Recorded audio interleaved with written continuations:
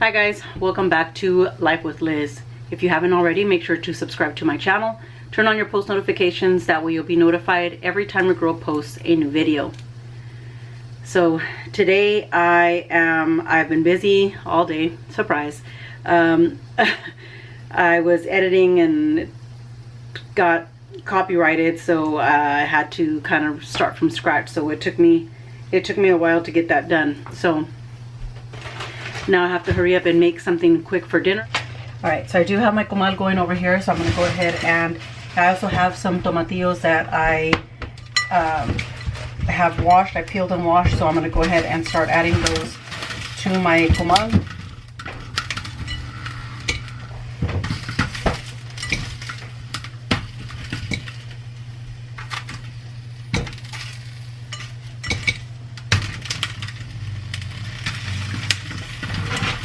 So I'm going to go ahead and let those roast, and let me grab my chilies. Alright guys, so I'm going to go ahead and roast my chiles. So I'm going to add 2 jalapenos and 3 serranos. Let's just go ahead and do 4 serranos. So I'm going to go ahead and get those roasting for 10 minutes, and we'll be back. Alright guys, so the chiles are done, so I'm going to go ahead and throw everything in my blender to get that all blended. So I'm going to add onion and garlic, and then throw in my chiles.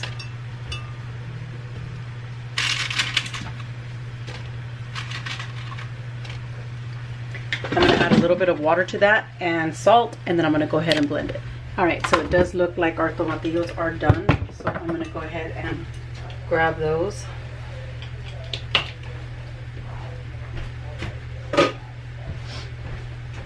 Go ahead and add them to the blender.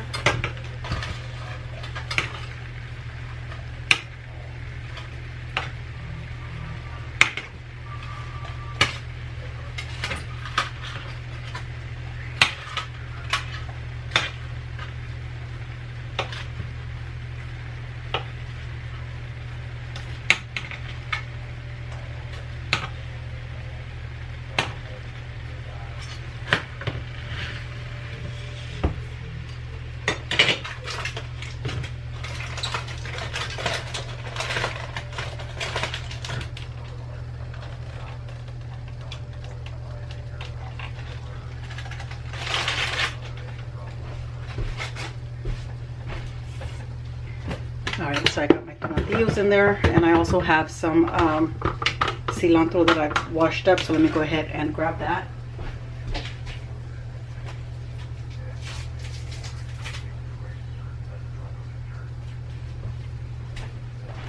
So I'm going to go ahead and add my cilantro in there, and I'm going to blend that up.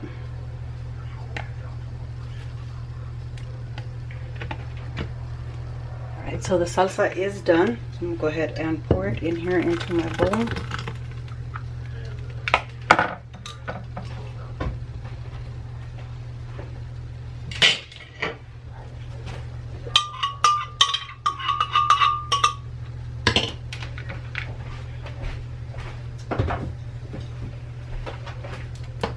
Alright, so that's what the salsa looks like. Let me go ahead and give it a taste test. And that's good. All right, so let me work on my next thing. All right, so I'm going to start making my next item. So I do have my comal. I have it turned on. I'm going to let it warm up, and I'll show you what I'm doing next. All right, so next I have a mixing bowl here. I'm going to add about 2 cups of maseca and some salt.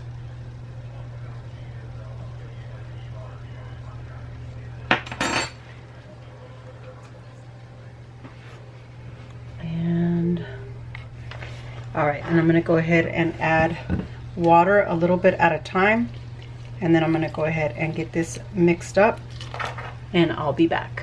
Alright, so this is what our masa looks like once we finish mixing it.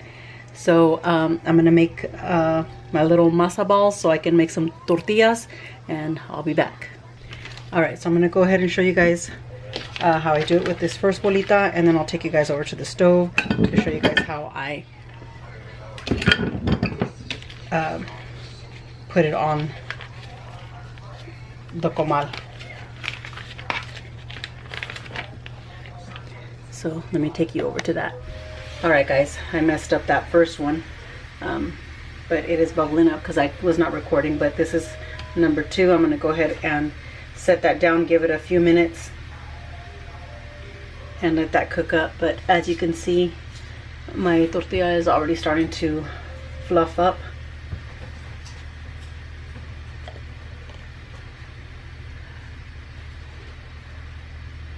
And what it is you can start to see a little bit of a discoloration around the edges, and that's when you know it's time to turn it.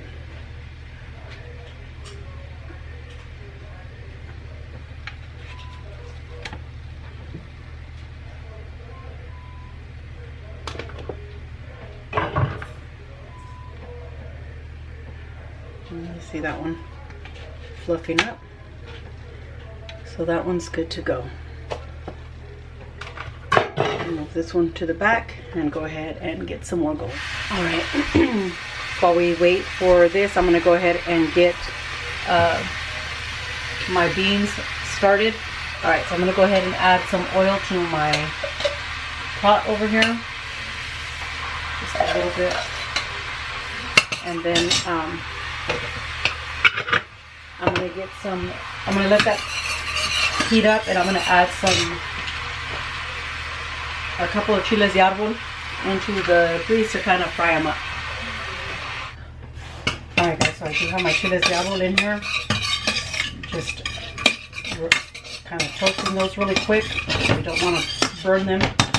And that's actually my oil. It's super hot. But I'm going to go ahead and add my beans.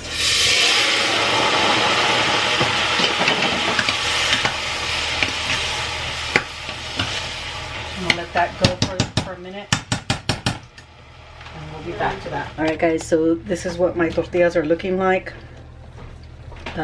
They are all now puffing up nicely, which is what I wanted, what I like. So I'm going to go ahead and flip these over.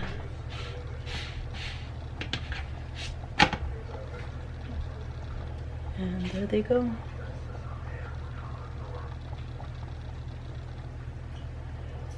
And because I'm doing a really simple dinner, that's why I decided to go ahead and make some homemade tortillas. Even though I'm, you know, what we're having is I sent Art to go get some chicharron from the store. So I figured, you know, some beans and made some salsa. I figured beans, salsa, and some homemade tortillas with the chicharron were gonna hit the spot. So that's what I'm making.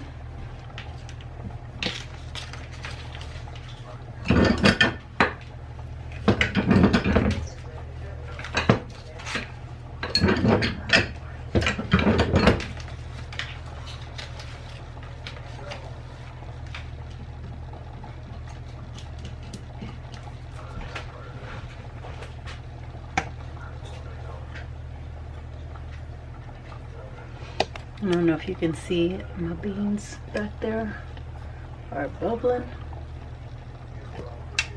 So I'm gonna finish up on these tortillas.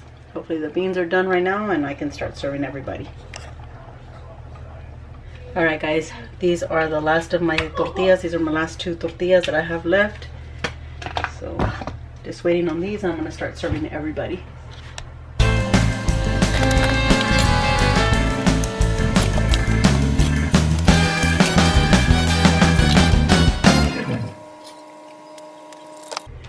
Alright, so this is the last tortilla, and it looks like that sucker is ready. So I'm going to go ahead and start serving everybody. I'll be back. Alright, so I'm going to go ahead and start serving Gabby's plate. So I'm going to go get some chicharron from there. Let me grab a couple pieces for her.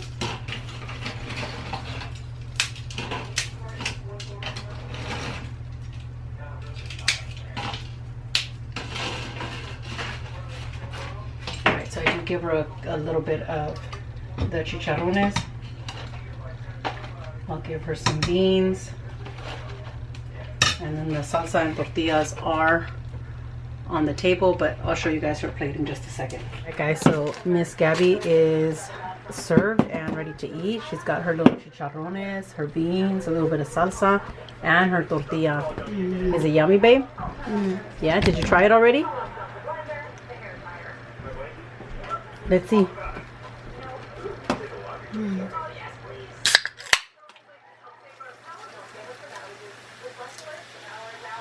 You like it? Yeah? Awesome. Alright guys, so Art's getting his plate together.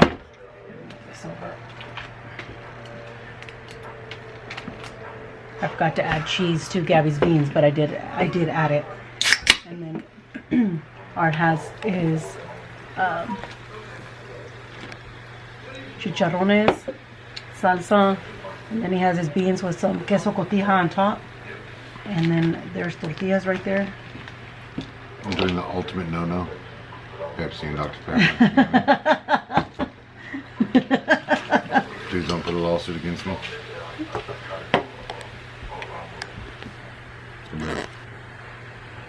What would you call that? The soda gods? I don't know.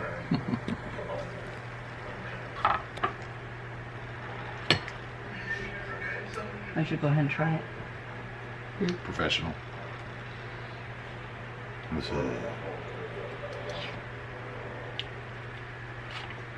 No.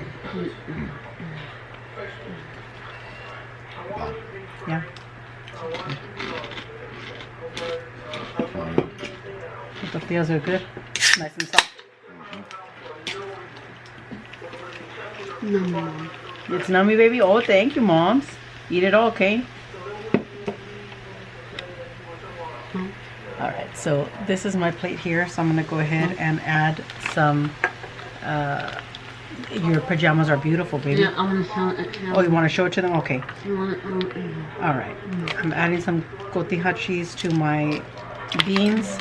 I'm going to add some salsa.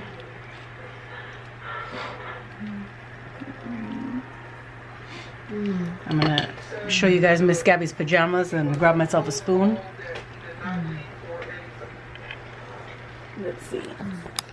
Let's see, Miss Gabby. Let me see. Show them your pajamas. Oh, cute. I love your pajamas. Eat your food, okay?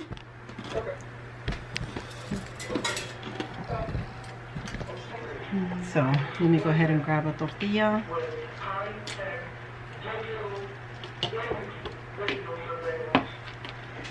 Ooh, these bad boys are hot. Alright, so I'm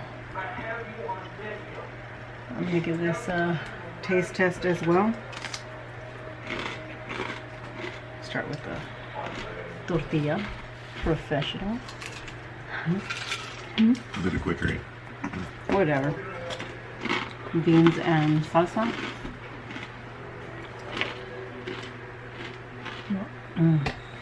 That's bomb.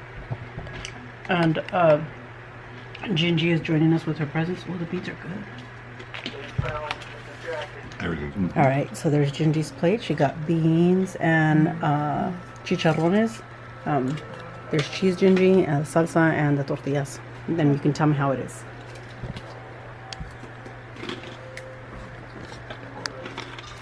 So, dinner may not have been completely homemade.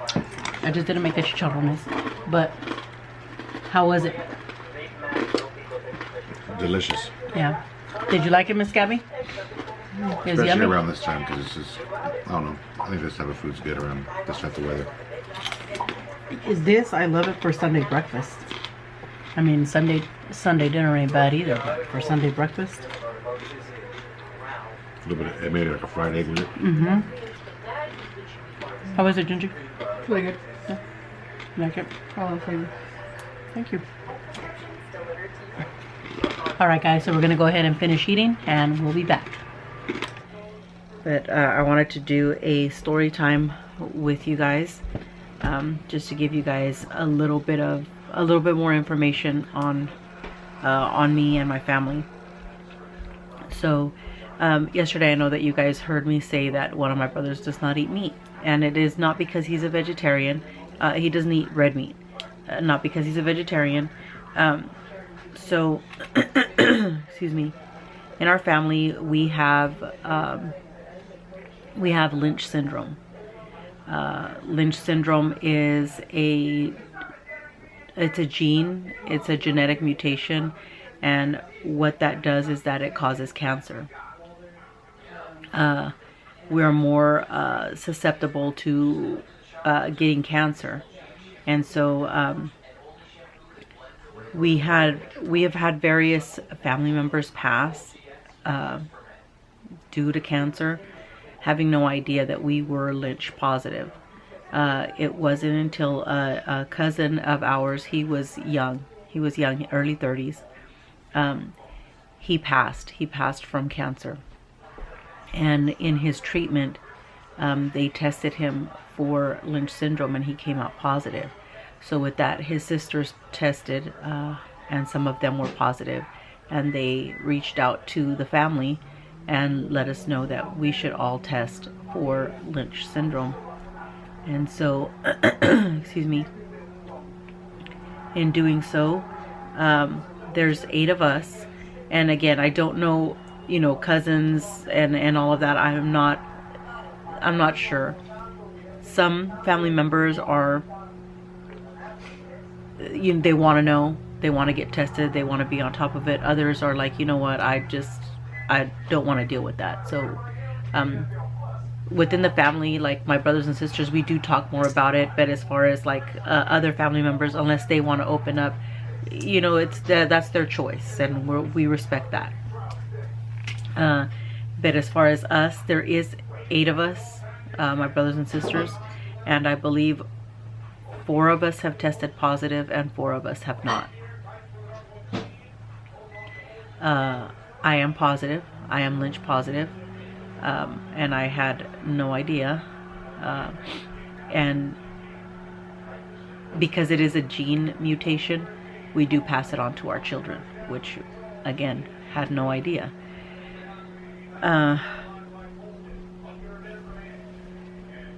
The Lynch syndrome, what we have is the MSH2 gene mutation, and so that causes, we have an increased chance to develop colorectal, endometrial or uterine cancer, stomach, ovarian, and small bowel cancer. And with that being said, 2 of my mom's sisters passed from cancer.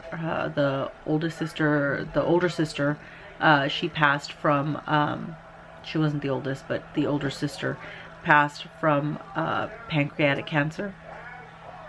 The other sister passed from, I believe it was brain cancer. And then my mom has had 2 brothers that have passed from cancer as well. One was stomach cancer and brain cancer, I believe, and the other was stomach cancer. So now bringing it back to us, to my brothers and sisters, my 2 brothers, the twins, they have both been dealing with cancer. My brother Jesus, I think, was the first one to start, and it ended up being colon cancer. He had colon cancer, and he did have to have, surgery and all of that. And then he ended up developing something going on with his kidneys. I believe it was kidney cancer. They went in and they took care of that. And then my sister, one of my sisters, ended up having endometrial cancer, and so she had to have surgery to remove all of that. Hers was pretty aggressive, and she did do chemo and radiation, and I'm the one that took her to her appointments for all of that, and it was really hard to watch. It was hard to watch. I can only imagine what it was like on her. I know there was times where she wanted to give up. it was a lot. It was a lot for her to take in such a short amount of time. So, you know, she finally surpassed that, and she's doing well, thank God. And then my brother Daniel, for a while, had been complaining of back pain, and he kept going in. They went on a cruise. They came back, and he thought he had had too much alcohol on the cruise, that he needed to detoxify his system, his liver. Excuse me. And so he had gone in and told them, you know, I'm not feeling well. They told him, oh, yeah, your liver enzymes are high, so, you know, you can't drink for a while. So he was on top of that and trying to make sure that everything was taken care of. And then he went to a party for a cousin, and he drank at that party. He came back and he was really sick. He was vomiting, couldn't stop vomiting. They took him into a hospital, to the ER, and that is where they found out that he had pancreatic cancer. So on Veterans Day, it'll be 2 years this Veterans Day that he was diagnosed with pancreatic cancer. And it was extremely, extremely hard on him. It really took a toll on him. He went downhill very quickly. We prayed and prayed and prayed because we honestly did not think that he was going to make it. He was in a lot of pain. He couldn't eat. It was awful to watch. I can only imagine. I can't even imagine what he went through, because there was times where he just wanted to give up. The amount of pain that he was in was really hard to watch. And he would lash out. He doesn't remember, because we joke around with him now, because thank God that he is cancer free. By the grace of God, he is cancer free. Thank God. It took him a while to get there, but we were constantly, you know, checking on him, trying to reassure him, praying for him. And just letting him know that he was gonna pull through, you know, trying to be that motivation, trying to be that support. And yeah, right now he is cancer free. But you know, we joke with him now because at the time when he was going through all of this, it was the pain medication, everything all together, that he would basically kick us out of his house. He would tell us that he wanted nothing to do with us. You know, and at the time, no one took it personal. And now we tell him, well, he kicked my mom and dad out. Oh my gosh, there was days where mom would cry because she was, you know, he would hurt her feelings, and she was just trying to help him, and he was telling her to get out, that they didn't know how to do stuff, they didn't know how to take care of him, just things that were out of the normal, ordinary for him. And so yeah, again, thank God he went to LA, and he had surgery there. And there were certain complications. And by complications, what it is that, like, in the time that we were waiting, or that he was waiting, you know, for surgery, it just seemed like it wasn't happening fast enough. And they had to put a stent. It had to do something with the pancreas and the bile duct. So they had to put a stent in order for him to be able to process food. And so there was a while there where he just couldn't hold anything down. So he had to have that stent removed and another one put in, because that stent was not holding up like it should. So it was just, you know, things like that were going on. And we just felt like time was running out, and he was not being seen fast enough. I mean, and they were great. They did amazing with my brother. It just, at the time, you know, we're just panicking, and we just wanted it like yesterday, and yesterday wasn't soon enough. So that was a little bit it threw us off. You know, we were upset. We were pushing. We just wanted it done. You know, this was my brother. You know, this is my brother's life. So we were really, you know, pushing to get him seen, to get him taken care of, to get him the treatment that he needed at that time. And like I said, thank God. I don't know if it's, you know, my mom's prayers, because my mom prayed with devotion. To this day, my mom and dad, they still pray the rosary every day, just as a penance, a thank you, whatever you want to call it, that my brother made it. Pancreatic cancer is not something easy. The survival rate is not high at all. The survival rate is very low. And so to see my brother and to see him, you know, so to see my brother, you know, just living his normal life, just being very thankful. That's one thing for sure. It's amazing. It's amazing to see that he is still with us and striving.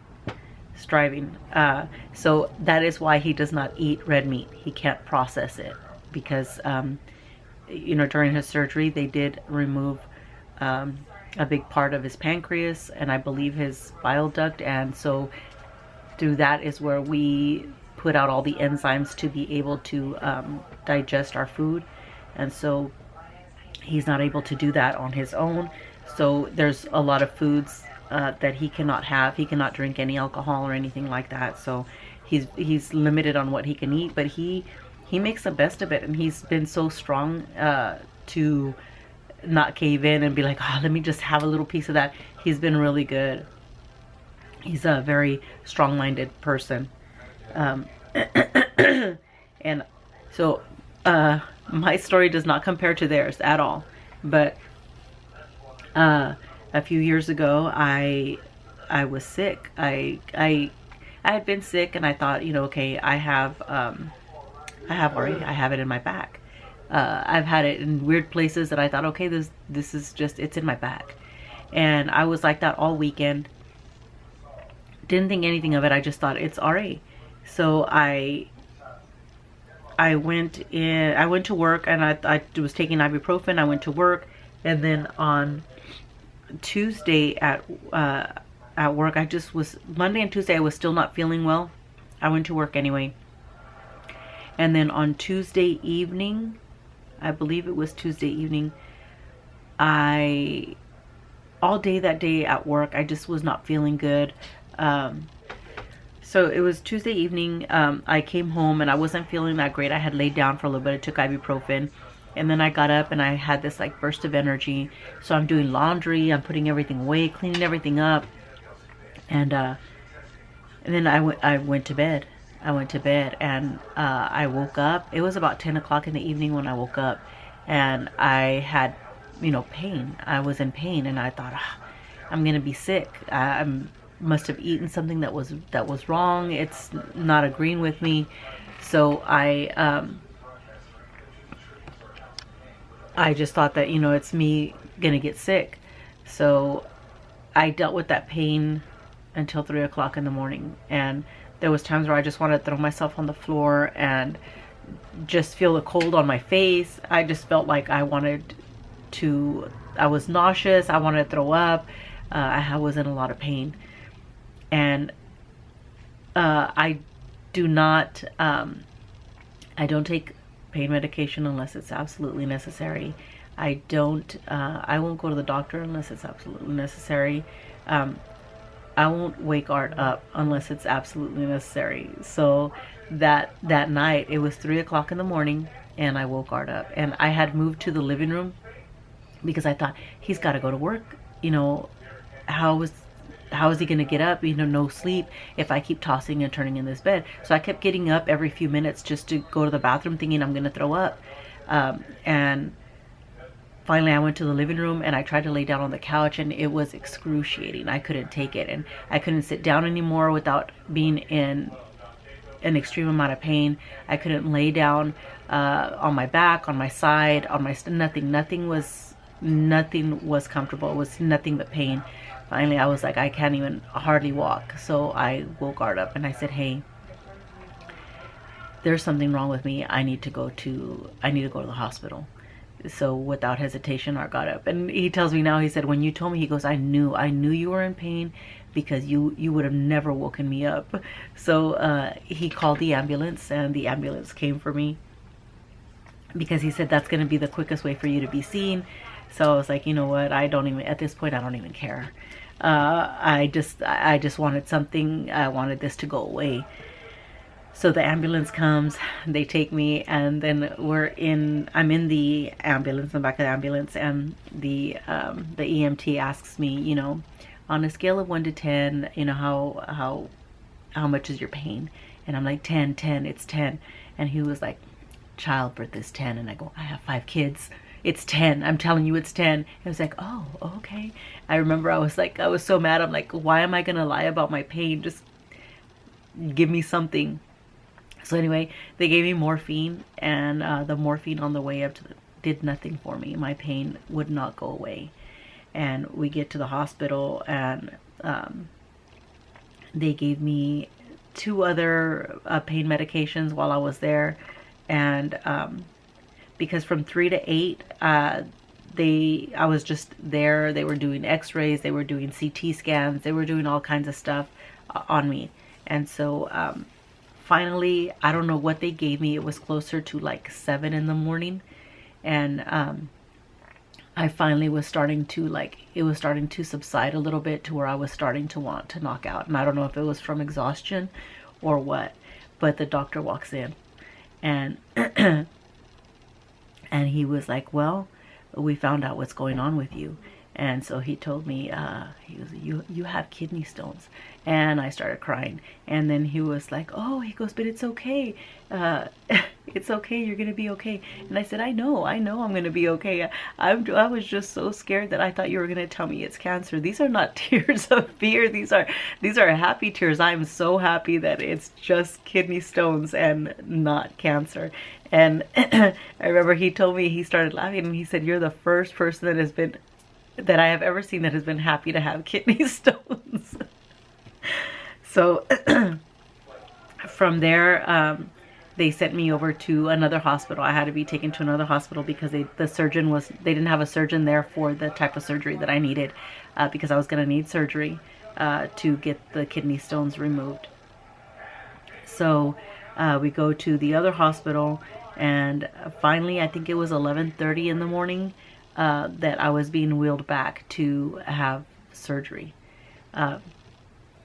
So I had the surgery, and mind you, I'm in pain this whole time. I still hadn't slept or anything. It wasn't until right before they took me back that they gave me some type of sedative, and excuse me. And I just barely remember, like, I was holding Art's hand and he let go and I just saw him walking off, and that's the last thing I remember. I don't remember anything else after that until I woke up, obviously. And then excuse me. And then so they put a stint in, and so it goes from your, this is probably TMI, your urethra all the way up to your kidney, because it had to push all of that stuff out. So what it is that they blast all of the stones in your kidneys, but they have to come out. And if they do not put the stent, if anything clogs up, they have to go in and do other stuff. So anyway, they did the stent, and they're like, okay, go home, in 2 days you'll have the stent removed. So I was like, okay. And it wasn't until we're leaving that they're like, yeah, but you have to take the stent out yourself. I was like, then that stressed me out, because I was like, I don't know how to do that. How am I going to do that? How do they expect me to do that to myself? So anyway, let that go. Went to work. I went to work, and then a day or two later is when I had to take out the, it wasn't 2 days. It was after a certain amount of days, but the reason why I say 2 days, because it was 2 days after I went back to work that I had to remove the stent. And so it was a Tuesday night again, and when I got home from work that day, I went ahead and removed it, and it was easier than I thought it was going to be. I went ahead and removed it, but I ended up back in the hospital that night because I was in excruciating pain again. And what it was is that I had more kidney stones. And I say this to this day, that was God. That was God pulling on my ear, telling me to make sure that I take care of the stuff that I need to take care of. I go back and they do another CT scan, and everything came back clear. There was nothing there. And they asked me, do you want the results to your CT scan? And I was like, oh yeah. And then I was like, you know what, I don't need them. No, never mind, I don't want them. And she was like, you know what, I'm just going to go ahead and give them to you. So I got the results, and from being given pain medication or whatever, didn't really pay attention. And it was my daughter Stephanie who got all the paperwork for me, and we're on our way home, and she tells me, did you look at your CT scan? And I was like, no.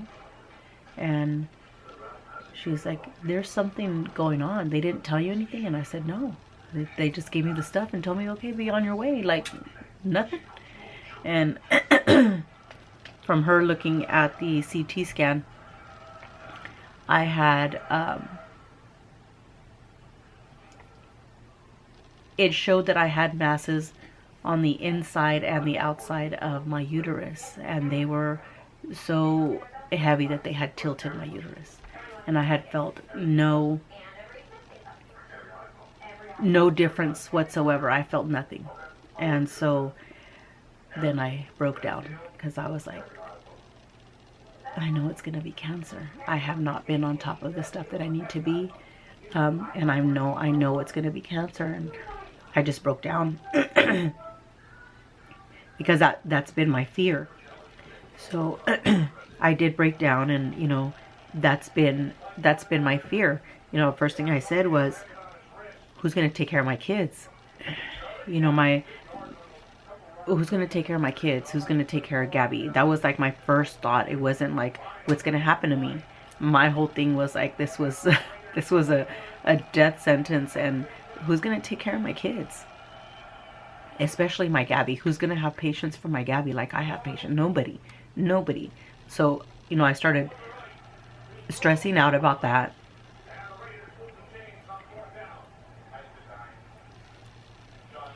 And so with that information, I right away called the gynecologist and had them,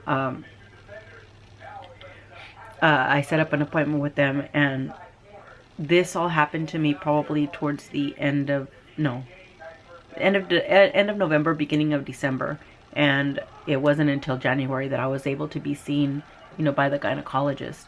And so he was amazing. I told him, look, I have Lynch syndrome. I'm Lynch positive. I took him the CT scans, told him what was going on, and I told him that I just wanted a complete hysterectomy. He asked me, do you want to keep... He asked me, do you want to go ahead and keep your ovaries, and that way, and I said no, because cancer is hormone fed, and so I opted to just remove everything. I was no longer going to have any more kids, so I told him, just take everything, I need to make sure that I get everything out, because I have to be here. I have to be here for my kids, to be here for Gabby. So the next month, he scheduled me for surgery, and I got a complete hysterectomy, and it was probably one of the best decisions I've ever made. And so, going back to, how my hair is now unruly and out of control, these are all the side effects to me having the hysterectomy.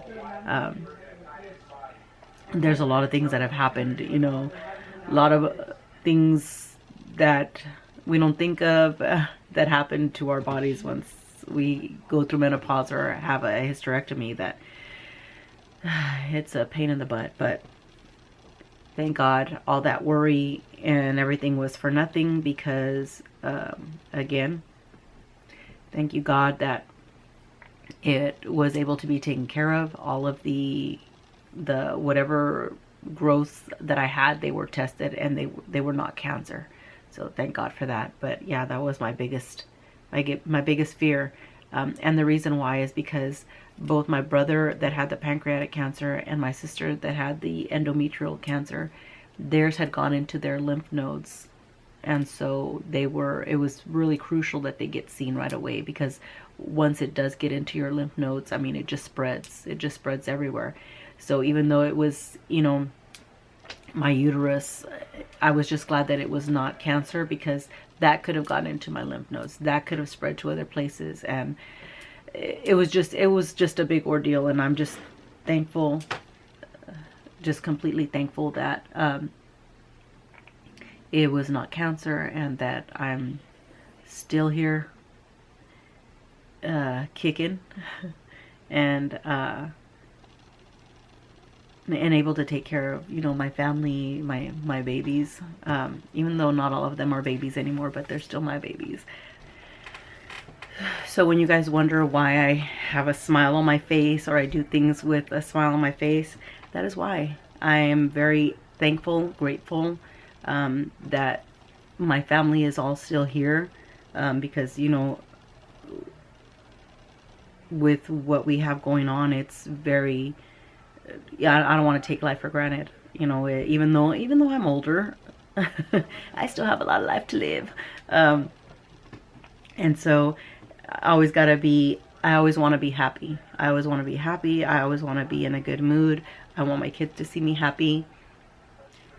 And I also want them to see that although, I have the Lynch syndrome, that is not a death sentence. We just have to be on top of making sure that our health is okay, because 2 of my daughters have tested positive for Lynch as well. And so I do want them to see that you will still be okay. You will still be okay. It's not a death sentence. You just have to be on top of your stuff and just be good people. That's it.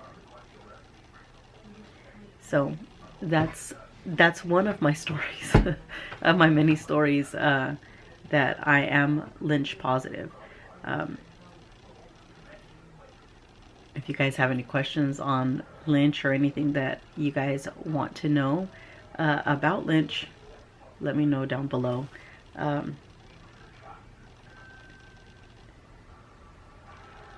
Yeah, hopefully this has been an informative video, because that's one thing that we do like to do. Oh, before I get off of that, so my brother, when he had the pancreatic cancer, the next town over from us is Shafter, and from my brother's house, we've done it for 2 years already.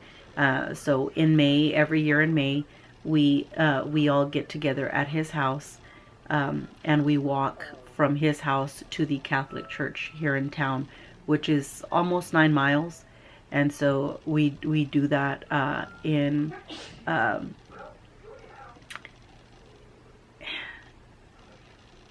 we do that as a thank you, that we are all still here, we are all still healthy, and just in gratitude for my brothers, my 2 brothers, my sister, that they were able to pull through with their cancer battles. So we do that. Last year was the first year that we did, because COVID hit and we were not able to do it the year before. But the pancreatic walk in LA, we started to do that as well as a family, which was that was a lot of fun. I really liked that. And my brother got interviewed as we were walking, so it was really nice. It was really nice. And those are things that I like to do. And I think that this year, if we do go to the pancreatic walk, I will be taking Gabby. I will be taking Gabby with me, so that she can go and walk and just have fun. I just didn't know what it was going to be like, and then with COVID still kind of out there, I wasn't comfortable with taking her. So, but now that I've seen what it is and what it's about, I will be taking her this year. But that's our story.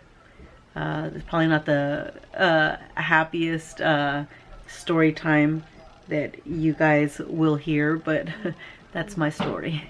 That's my family story. And I'm trying to do little story times to give you guys a little bit more insight of who we are, who I am. I know you guys are waiting for a Gabby story time, but I felt like the Lynch syndrome story time would, you know, trickle down into the other stories, so you guys can at least get that part of it first, and maybe you'll be able to understand more, like even Gabby's situation, which even with Gabby at that time when she was born, I had no idea that I had Lynch. I had no idea that I was Lynch positive. And so when Gabby was born, and she was born with what she's born with, I had no idea. Had no idea. I had blamed myself for taking medication, you know, a few years before for RA. I was thinking, like, what could it be? Because that's the first thing that we do, is we play the blame game. And that doesn't really help anybody. And I know it's easier said than done, because when something happens, that's the first thing we want to do. Well, somebody has to be to blame for what's going on. And in reality, there is no blame. There's no blame. But I probably talked your ears off. But I won't be doing a post notification shout out today, only because I wanted to do, at the end of the video, I am going to honor those in our family that have passed.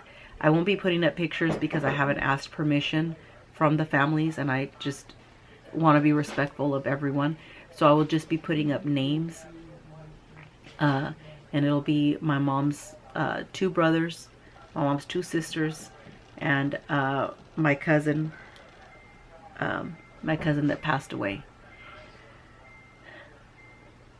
So that concludes today's video.